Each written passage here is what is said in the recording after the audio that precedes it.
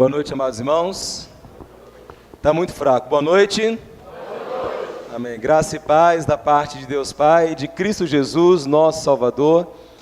Não me canso de falar como é bom estarmos aqui, não é? Depois de uma semana, tanta correria, tantas coisas a serem resolvidas, e podermos ter esse tempo dedicado ao Senhor é maravilhoso, é um grande privilégio que temos e precisamos dele desfrutar intensamente. Queremos mais uma vez saudar todos os nossos amados visitantes. E queridos irmãos, quando os irmãos chegaram agora para o culto à noite, os membros da igreja receberam essa ficha de indicação. Hoje pela manhã, no culto matinal, na Assembleia Ordinária, tivemos 84 membros participando do culto administrativo, uma assembleia em que a igreja tomou decisões muito importantes. Os membros que estiveram presentes fizeram parte das decisões. E os irmãos sabem do que se trata essa ficha de indicação. É a nossa prática batista, como uma igreja congregacional de sistema democrático, podendo exercer os membros o seu direito de indicar, de eleger, assim como tem sido a prática da igreja em toda a sua história. E, amados irmãos, aí está a ficha de indicação. Peço aos membros da igreja que estejam atentos a todas as informações. Há um prazo a ser cumprido. Não me delongarei, porque já tratamos pela manhã, só faço aqui esse destaque que é necessário. Então vejam a ficha, estejam atentos a todas as informações e qualquer dúvida pergunte à diretoria da igreja, que ela poderá lhe ajudar no esclarecimento necessário, e aos membros que participaram da Assembleia pela manhã. Bem, queridos irmãos, sem mais delongas, vamos abrir nossas Bíblias na carta de João.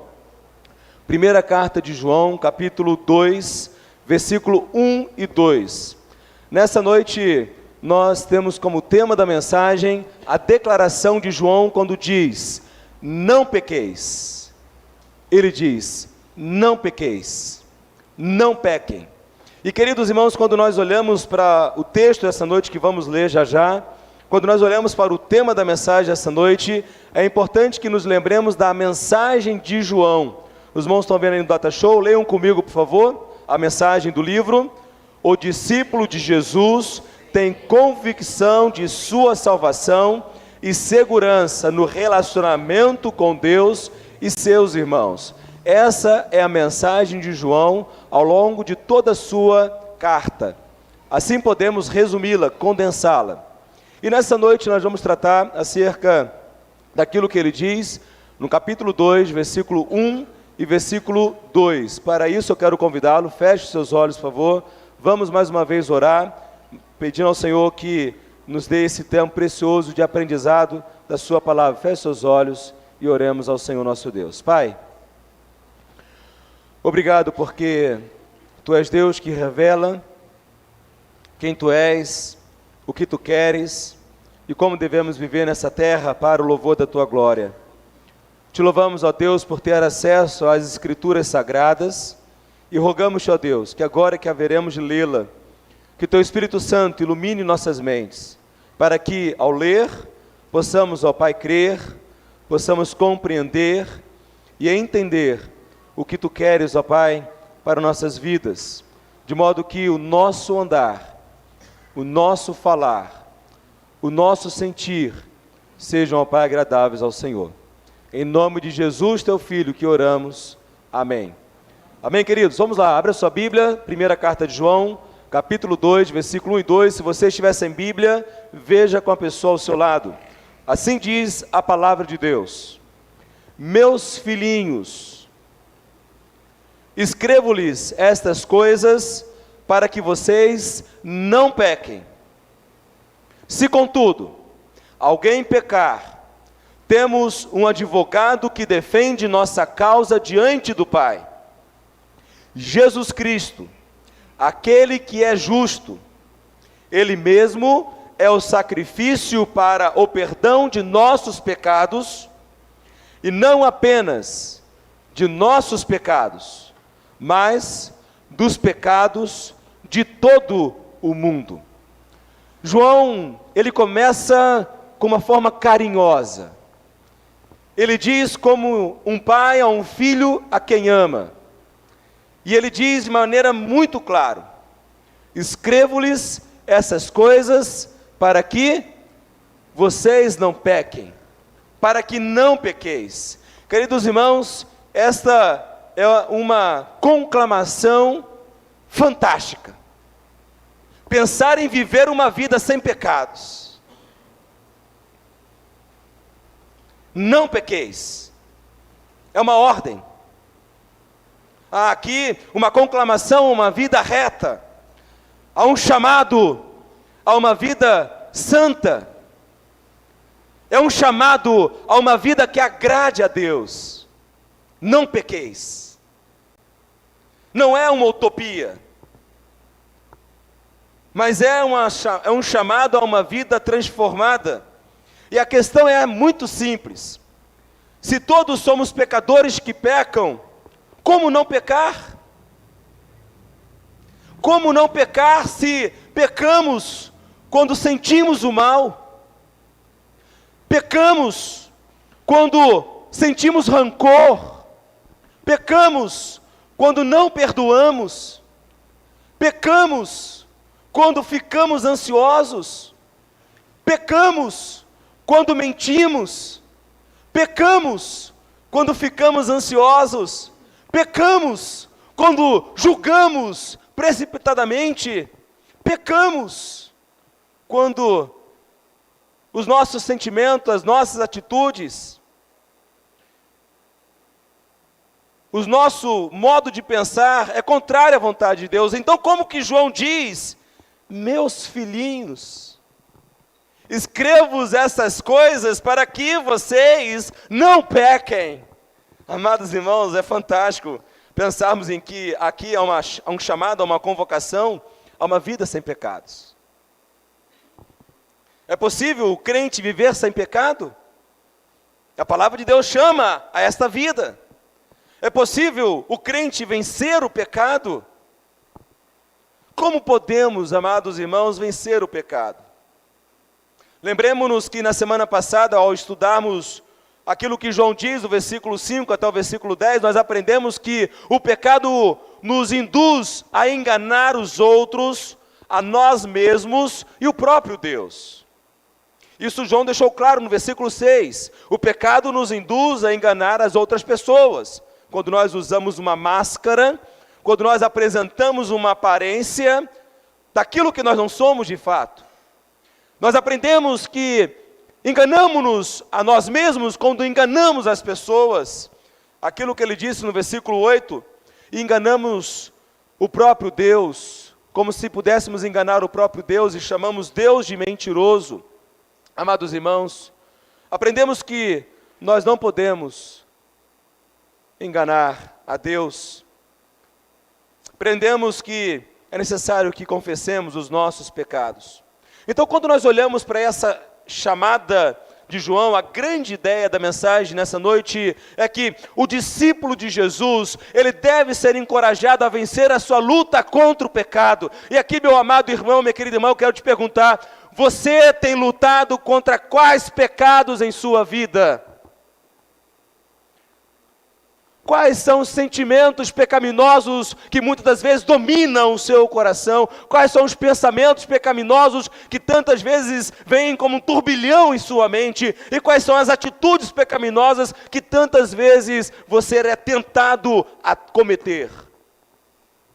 A mensagem dessa noite, aquilo que João está mostrando, é que o discípulo de Jesus deve ser encorajado a vencer a sua luta contra o pecado. E é por isso que João diz: não pequeis. Portanto, é possível ter uma vida santa e agradável a Deus. E, amados irmãos, como que é possível ter essa vida? Versículo 1, a primeira parte, nós temos aqui na estrutura do texto, mostrando que o discípulo de Jesus não deve viver para o pecado. Entenda isso, meu querido irmão, anote isso. Assim como a grande ideia, mas agora a primeira parte da estrutura, entenda de uma vez por todas, você como discípulo de Jesus Cristo, como um crente no Senhor Jesus Cristo, entenda que como discípulo, você e eu, nós não devemos viver para o pecado, nós não existimos para o pecado. Amada igreja, João diz, o seu propósito é encorajar os crentes a não pecarem. precisamos entender que a prática do pecado, ela é incompatível com a vida, a nova vida em Cristo. Lembremos-nos, meus amados irmãos, que os hereges, no tempo em que João escreveu essa carta à igreja em Éfeso e na Ásia Menor, os gnósticos e os docetas, eles diziam que nada que você faz em seu corpo pode prejudicar o seu espírito. Nada que você faz em seu corpo pode afetar o seu relacionamento com Deus. Um falso ensino de falsos mestres. E ao longo de toda a sua carta, João, ele vai firmando esse ensino. Olhem rapidamente no capítulo 3, versículo 4 desta carta. Olha o que João diz. Capítulo 3, 4. Todo o que vive habitualmente em pecado, também vive em rebeldia contra a lei, pois o pecado é rebeldia contra a lei. Capítulo 3, versículo 6, vejam. Todo o que permanece nele não vive pecando. Todo o que vive pecando não ouviu e nem o conhece. Observem que aqui no versículo 6 do capítulo 3, todo que permanece nele, nele quem? Em Cristo Jesus. Todo que permanece em Cristo Jesus não vive pecando. Todo que vive pecando, e aqui uma afirmação forte demais, não ouviu, nem o conhece. Capítulo 3, versículo 8. Quem vive habitualmente no pecado, e olha que afirmação, é de quem? É do diabo. Preste atenção nisso. Todo o que permanece vivendo no pecado é de quem? Pertence a quem? É filho de quem? Do diabo. Pois o diabo peca desde o princípio. Olha o versículo 9, capítulo 3. Aquele que é nascido de Deus não peca habitualmente, pois a semente de Deus permanece nele, e ele não pode continuar pecando, porque é nascido de Deus. Capítulo 5, versículo 8. Sabemos, olha na sua Bíblia, vamos lá, 5, 8. Sabemos que todo que é nascido de Deus não vive pecando, pelo contrário, aquele que nasceu de Deus, Deus o guarda e o maligno não o toca. Quando nós olhamos no capítulo 2, versículo 1, João é muito claro: escrevo-lhes estas coisas para que vocês não pequem. Os falsos ensinos, os falsos mestres são libertinos e são legalistas. Conduzem a igreja de Cristo à libertinagem e ao legalismo. E amados e queridos irmãos, como é importante compreendermos o fato de que a palavra de Deus é muito clara. Nós, como discípulos de Jesus Cristo, não podemos, não devemos viver no pecado. Então, não pequeis, essa palavra no seu original, ela está numa forma grega em que indica atos específicos de pecado e não o estado habitual de pecado. Em outras palavras, o pecado na vida dos crentes deve ser um acidente e não um hábito, uma prática permanente. Queridos irmãos, não pequeis, é mostrando que um acidente pode acontecer. Nenhum de nós aqui queremos sofrer um acidente. Nenhum de nós aqui premeditamos um acidente para nós mesmos e para aquele que amamos. O acidente é uma fatalidade. O acidente, ele acontece de forma inesperada.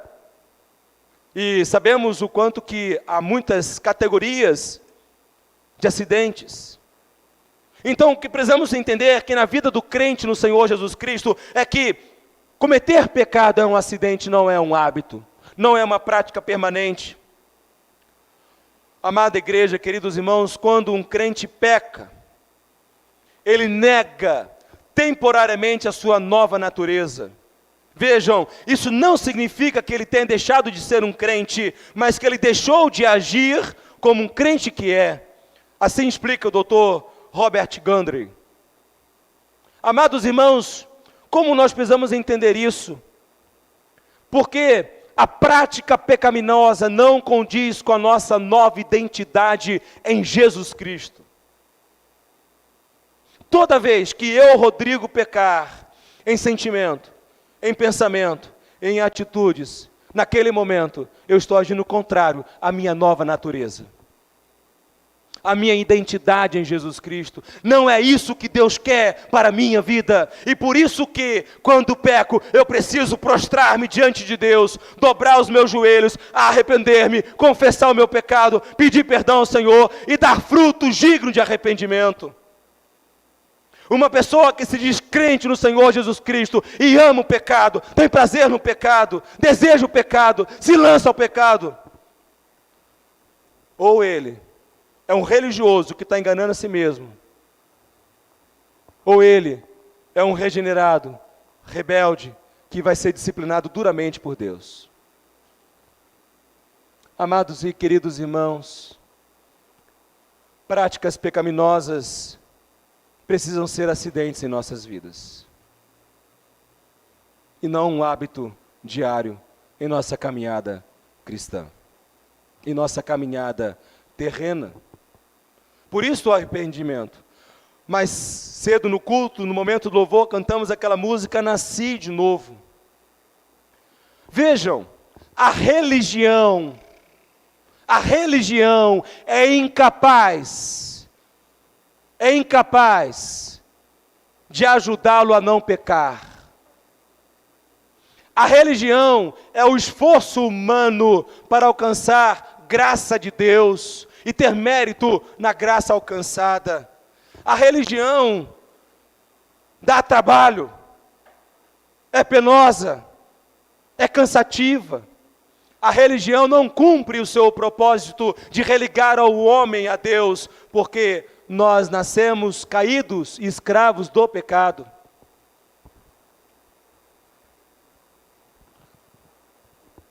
Todos pecaram e estão destituídos da glória de Deus, porque o salário do pecado é a morte.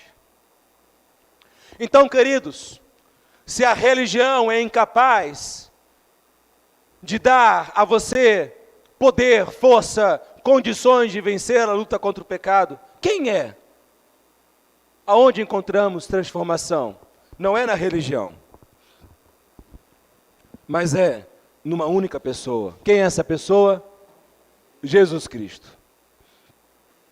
A obra do novo nascimento não é a obra da carne e sangue. A obra do novo nascimento é obra do Espírito Santo de Deus, mediante a mensagem da cruz. A mensagem que anuncia a nossa condição de queda.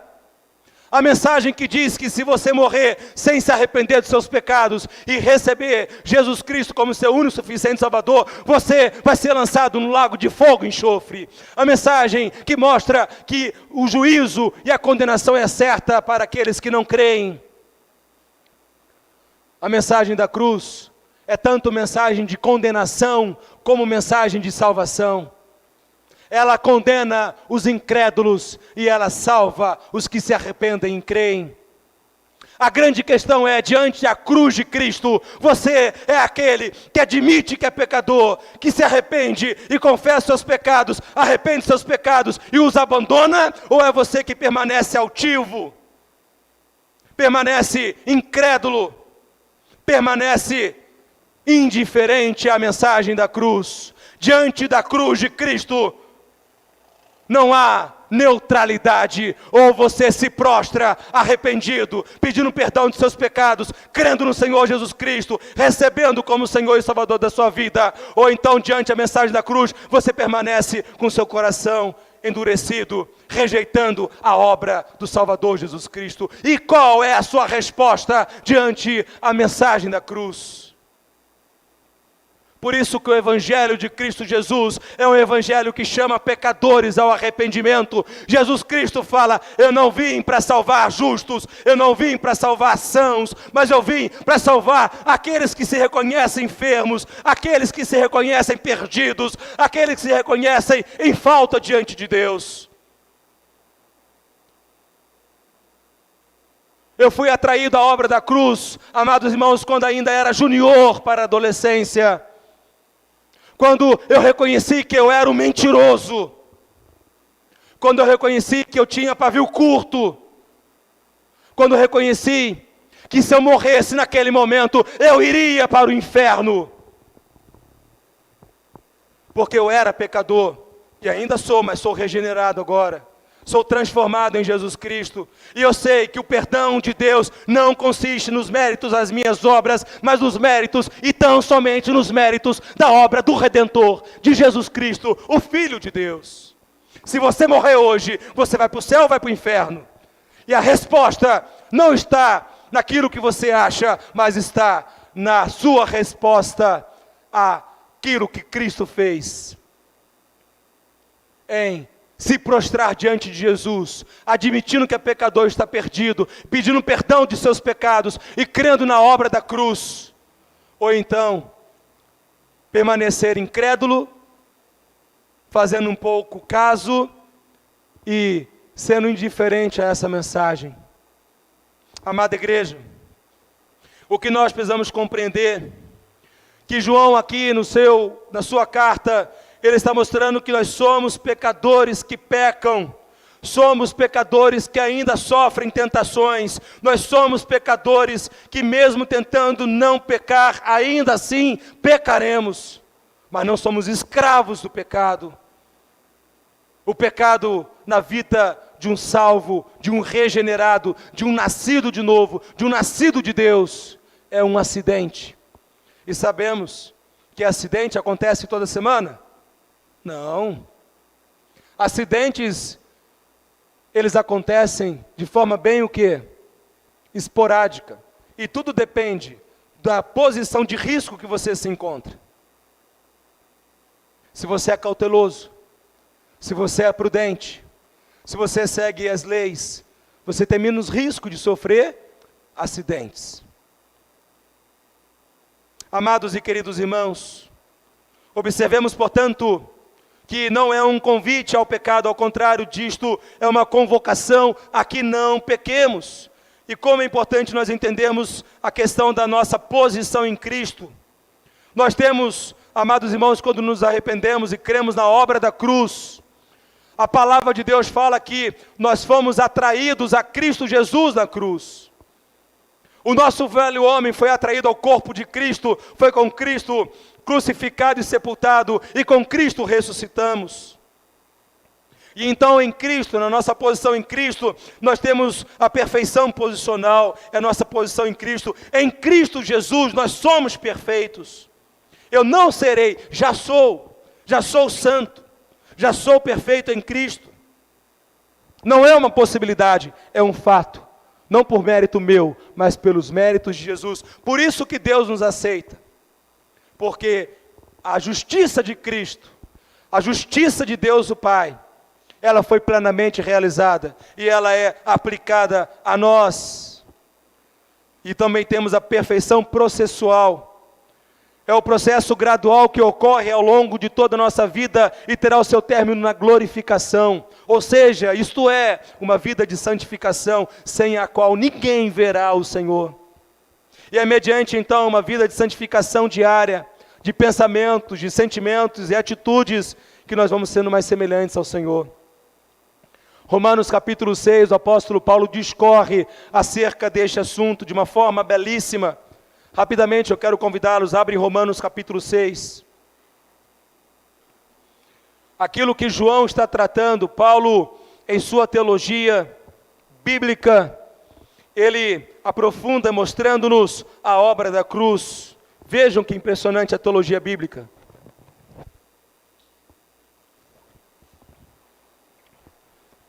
Romanos 6, 1 e 2 fala o seguinte, olha na sua Bíblia. Pois bem, devemos continuar pecando para que Deus mostre cada vez mais sua graça? Claro que não. Uma vez que morremos para o pecado, como podemos viver, como podemos continuar vivendo nele? Entendo, irmãos, na obra da cruz, nós, repitam comigo, na obra da cruz, eu morri para o pecado. É o que Paulo está mostrando. E vejam, ou acaso, se esqueceram de que quando fomos unidos a Cristo, aonde fomos unidos a Cristo? No batismo. Nos unimos a Ele em sua morte. Pois pelo batismo morremos e fomos sepultados com Cristo. Aonde é isso, irmãos? Na obra da cruz. Com Cristo Jesus fomos crucificados. Com Cristo Jesus fomos sepultados. E assim como Jesus Cristo ressuscitou, nós ressuscitamos com Ele. Isto é o novo nascimento. O que é o novo nascimento? O novo nascimento é a obra do Espírito Santo de Deus, que nos regenera, que nos torna novas criaturas, mediante a mensagem da cruz. Quando nos arrependemos de nossos pecados, admitimos que somos pecadores, nos arrependemos e cremos naquilo que Jesus Cristo fez por nós. E nos humilhamos diante de Deus. E desejamos ter uma vida nova. Desejamos agradar a Deus, nosso Pai. O novo nascimento remete a esta obra. Vejam Romanos 6,6, olhem na sua Bíblia. Romanos 6,6. Sabemos que o nosso velho homem foi crucificado com Cristo, para que o pecado não tivesse mais poder sobre a nossa vida e dele deixássemos de ser escravos. Então, quando o nosso velho homem foi crucificado e sepultado com Cristo, e quando nós ressuscitamos com Cristo, deixamos de ser escravos do pecado. Quem é regenerado, quem nasceu de novo, não é mais escravo do pecado. Vejam o versículo 10. Quando ele morreu, está falando de quem? De Jesus. Romanos 6,10. Quando ele morreu, foi de uma vez por todas, para quebrar o poder do pecado. Mas agora que ele vive, é para a glória de Deus. Da mesma forma, considerem-se mortos para o poder do pecado e vivos para Deus em Cristo Jesus. Versículo 12. Não deixem que o pecado reine sobre o seu corpo, que está sujeito à morte, cedendo aos desejos pecaminosos. Entendem a conexão entre a teologia joanina e a teologia paulina e aquilo que a palavra de Deus fala sobre não pequeis, e porque ele diz não pequeis, e como deve ser então agora a nossa nova vida em Jesus Cristo. Religião não proporciona esta nova realidade de vida. Ser religioso não te levará para o céu, ser religioso te levará para o inferno. Se você deseja ir para o céu, você precisa nascer de novo. Você precisa ser uma nova criatura. Você precisa admitir que é pecador, está perdido, arrepender seus pecados, receber Jesus Cristo como seu único e suficiente Salvador e ser um discípulo de Jesus, seguir ao Senhor Jesus Cristo, amá-lo, obedecê-lo e fazer a sua vontade. E naturalmente congregando numa igreja que prega a mensagem da cruz. Por isso João diz, voltemos para 1 João capítulo 2, versículo 1, ele diz o quê? Todos juntos em uma só voz: não pequeis. É um imperativo, é uma ordem a ser cumprida ao longo da vida. E aí então agora do versículo 1, final dele, até o versículo 2, o que João vai mostrar é que o discípulo de Jesus é defendido pelo seu Senhor. Repitam comigo, por favor, queridos. O discípulo de Jesus é defendido pelo seu Senhor. E quem é o Senhor do discípulo? Jesus. Ele é o meu Senhor, é Ele quem me defende, é Ele quem é o meu advogado, é Ele que me defende na presença do Pai. Ele mostra a obra da cruz. Amados irmãos, o nosso advogado de defesa, entenda uma coisa: se você nasceu de novo, se você se arrependeu dos seus pecados e recebeu Jesus como Senhor e Salvador, nós somos agora filhos e não mais réus. Não somos mais réus, mas filhos. Não precisamos mais ser justificados, mas do perdão do Pai. A justificação é um ato único na cruz. É o justo que morreu pelos injustos, está diante do Pai para nos defender. E qual que é o método de defesa? Jesus nos defende, não defende a nossa inocência, mas destaca a nossa culpa. Jesus não diz que nós somos bons. Jesus não diz que temos méritos para sermos absolvidos. Jesus não diz que somos inocentes. Jesus não diz que somos livres. Mas Jesus destaca a insuficiência da nossa insinceridade. Ele não nos cobra nada, tudo é de graça. Entendem, irmãos, que advogado maravilhoso? Ele fala, eles são realmente culpados. Jesus, ele fala, eles realmente são pecadores. E por mérito próprio, merecem a condenação. Entende? Que advogado, né? Geralmente, um advogado, ele vai tentar o máximo possível inocentar o seu cliente. Jesus não faz isso. Ele fala, esse é um pecador, incapaz de salvar a si mesmo. Foi o que ele fez comigo. Mas então, qual é a eficácia da defesa? Ele deu a sua vida por nós.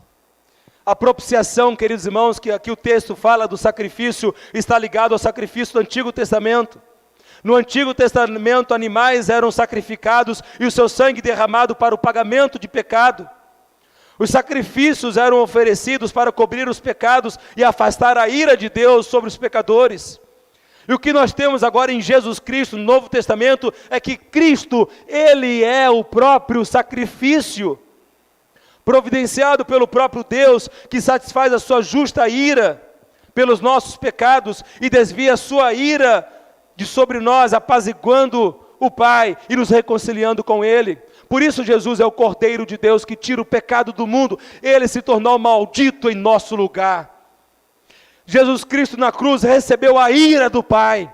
Amados irmãos, sabe por quê? Quem nasceu de novo não vai para o inferno? Porque o inferno foi lançado na cruz sobre Jesus. A ira eterna que seria destinado a nós foi lançada na cruz sobre Cristo. Deus é justo quando condena. Deus é justo quando salva. Entendem isso? Todos nós concordamos que um criminoso tem que ser condenado. Todos nós concordamos que o culpado deve pagar pelo crime que cometeu. Todos nós cometemos crimes diante de Deus. Basta observar os 10 mandamentos. Todos nós somos indesculpáveis diante de Deus. Amada e querida igreja, entendamos algo fundamental. Não foi a cruz que produziu o amor de Deus, mas o amor de Deus que produziu a cruz. Jesus veio como nosso fiador, substituto. Ele tomou sobre si os nossos pecados. Ele sofreu o duro golpe em nosso lugar. Ele sofreu sobre si a nossa culpa. Ele bebeu sozinho o cálice da ira de Deus contra o pecado. E, amados irmãos, o alcance da defesa, a salvação não é universal, no sentido de que todos serão salvos, como os ensinos liberais, os teólogos liberais, o universalismo teológico. É uma falsa crença que Deus salvará todas as pessoas. O sacrifício de Cristo alcança todo mundo. Sim, Deus amou o mundo. De tal maneira, quem sabe fala comigo, que deu o seu Filho unigênito, para que todo aquele que nele crê, não pereça, mas tenha a vida eterna. Então observem que Jesus Cristo na cruz, Ele dá a sua vida para salvar pessoas de todo mundo, mas não salvar todo mundo. Somente aqueles que se arrependerem e crerem serão salvos. Jesus morreu para comprar para pagar a justiça do Pai e salvar pessoas de toda a tribo, língua, povo e nação. Deus não faz acepção de pessoas. Deus salva rico, salva pobre, salva brasileiro e asiático, salva pessoas sem acepção, mas todo mundo, de todo mundo, mas não todo mundo. Nós temos que entender o mundo em sua totalidade e não com toda a sua individualidade. Amados irmãos, o que eu quero lhe dizer é o seguinte: quem não recebe agora Jesus como advogado, deixa eu te falar uma coisa importante. Se Jesus não é hoje o seu advogado, um dia você o encarará como seu juiz. E se você o encará-lo como juiz, você vai ser condenado. Ele pode ser hoje aquele que advoga por você, o defende diante do Pai. Mas se você não se arrepender e recebê-lo como Senhor da sua vida, e obedecê-lo, e amá-lo, e fazer a sua vontade, ele não será o seu advogado, mas será aquele que há de julgá-lo e condená-lo. Todos os homens comparecerão perante o tribunal de Deus. Os irmãos entendem o que é a obra da cruz? Nessa ilustração podemos ver, não em sua totalidade, mas podemos perceber um pouco mais da obra da cruz. Você crê nisto? Você crê que o Senhor Jesus na cruz tornou-se maldito em seu lugar? Você crê que na cruz Jesus Cristo sobre o seu corpo atraiu o pecado, a maldição que estava sobre você? Que o seu velho homem foi atraído ao corpo de Cristo, com ele crucificado e sepultado? Você crê na inclusão, na sua inclusão na morte, na crucificação, no sepultamento de Cristo e na sua ressurreição? Amados irmãos, não pequeis. Nós fomos salvos para vivermos uma vida que agrade a Deus e para a glória de Deus. Contra quais pecados você tem lutado? Investigue a sua vida. Eu quero convidá-lo a fechar os seus olhos e orar agora. Fale com Deus. Primeiramente, eu quero falar a você que já recebeu Jesus Cristo como seu único e suficiente Salvador. Feche seus olhos e ore. Diga para Deus agora quais são as suas lutas contra o pecado. Quais pecados de pensamento, de sentimento e atitudes que você tem lutado? Diga para Deus. Arrependa-se, peça perdão, creia na obra da cruz, consagre a sua vida ao Senhor. Eu quero falar agora com você que ainda não orou, se arrependendo dos seus pecados e recebendo Jesus como Senhor.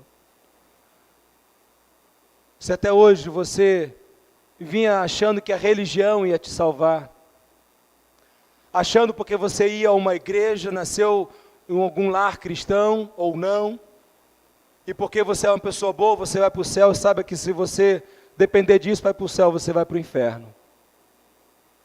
Você precisa se arrepender dos seus pecados,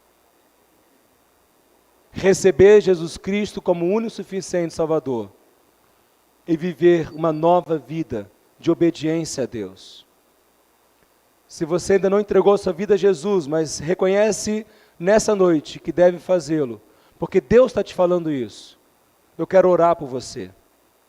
Alguém nessa noite que deseja confessar seus pecados e entregar sua vida a Jesus Cristo, sendo o Senhor e Salvador, levante a sua mão que eu quero orar por você. Vamos orar, amados irmãos. Senhor Deus, nosso Pai,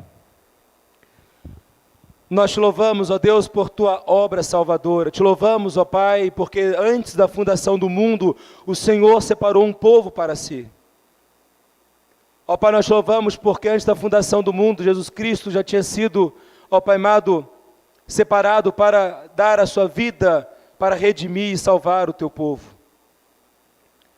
Te louvamos, ó Pai, porque hoje podemos reconhecer a obra da cruz, admitir que somos pecadores, estávamos perdidos, mas o Senhor nos encontrou, o Senhor nos amou, o Senhor nos salvou, e por isso hoje podemos te amar, por isso hoje podemos te buscar, por isso hoje podemos caminhar contigo na certeza do perdão de nossos pecados e da vida eterna, não porque somos religiosos, mas porque somos nascidos do Senhor, fomos regenerados pelo teu Espírito, mediante a palavra da cruz. Pai, perdoe os nossos pecados, ó Pai. Nós não queremos viver uma vida de pecados. Nós não queremos, ó Pai, ser desobedientes. Nós não queremos ser rebeldes. Nós não queremos ser teimosos. Mas queremos ser um povo consagrado e separado somente para o Senhor, para o louvor da Tua glória. E tudo o que fizermos, seja em ações, sejam em palavras, sejam em atitudes, em sentimentos e pensamentos, queremos Te honrar e Te glorificar. Ó Pai, converta-nos a Ti e nos converteremos ao Senhor. Ó Deus, eu quero também clamar ao Senhor por aqueles que possam estar aqui essa noite, mas ainda, ó Pai, não foram atraídos à cruz de Cristo. Que o Senhor tenha misericórdia de suas vidas. Rogamos, ó Pai, que Teu Espírito Santo os convença do pecado, da justiça e do juízo, e que eles possam prostrar-se diante de Ti, reconhecendo os seus pecados, arrependendo-se e entregando a sua vida a Jesus Cristo, Senhor. Amando o Senhor Jesus Cristo, seguindo o Senhor Jesus Cristo e unindo-se à sua igreja, ó Pai, para juntos seguirmos ao Senhor Jesus Cristo. Nós te louvamos, te bendizemos, te glorificamos, ó Deus, por tua maravilhosa obra. Em nome de Jesus, teu Filho, que oramos e agradecemos. Amém.